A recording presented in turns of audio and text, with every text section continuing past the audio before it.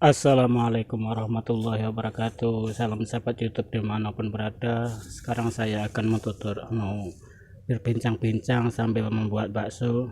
Dan ini adalah adonan yang sudah dari pasar, dan saya kasih kecap manis agar rasa itu daging yang itu agak menggigit manisnya. Jadi saya tambah kecap. Ini di sini saya dari pasar langsung saya adon lagi supaya apa? Supaya adonan itu keset dan bisa kejal.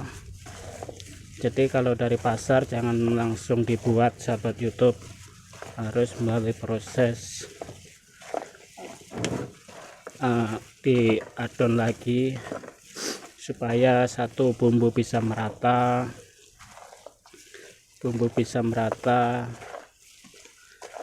dan adonan bisa keset.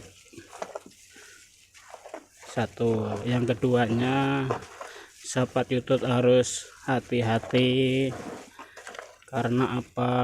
Sekarang orang tukang bakso pakai tetelan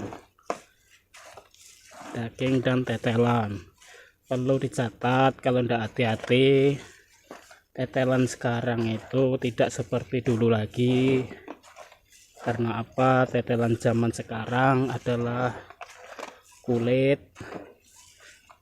dibersihkan, dibuang bulunya, dicampur sama tetelan yang dalamnya yang dekat sama daging. Jadi tetelan itu, kulit itu kadang-kadang ada yang masih ada bulunya.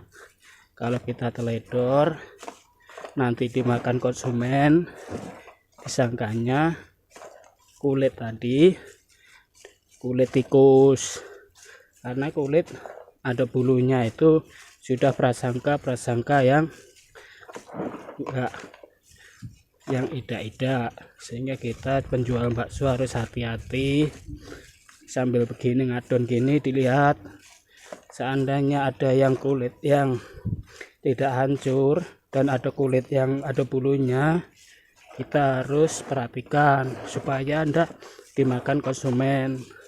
Kalau sampai nyampe konsumen, tetelan yang kulit tadi yang ada bulunya, pasti pikirannya yang idak-idak, maka fitnah akan terjadi. Apa fitnahnya? Yaitu terbuat bakso tadi dari daging tikus, karena kulit tadi ada bulu seperti bulu tikus. Nah, maka dari itu sebagai pedagang bakso harus hati-hati untuk membuat bakso agar hal-hal yang tidak diinginkan jangan sampai terjadi fitnah. Padahal kita sudah membuat dengan baik, bahan dengan baik, ternyata ada kesalahan keteledoran kita,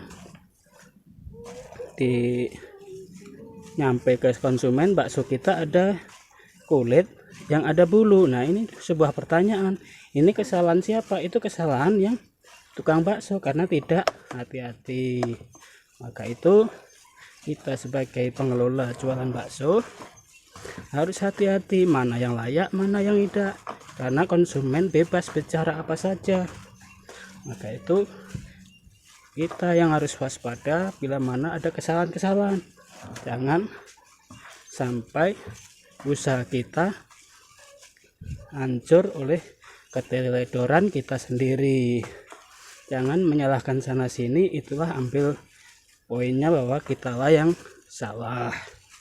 Oke sahabat YouTube, sambil ngobrol-ngobrol ini sudah kita, nah begini sudah keset, ini namanya bagus, sudah bagus ya. Nah, bagus, teksturnya bagus. Nah, jadi jangan sampai kesalahan itu dilimpahkan pada orang lain. Ini kesalahan dari pihak kita sendiri. Untuk menjaga kualitas dan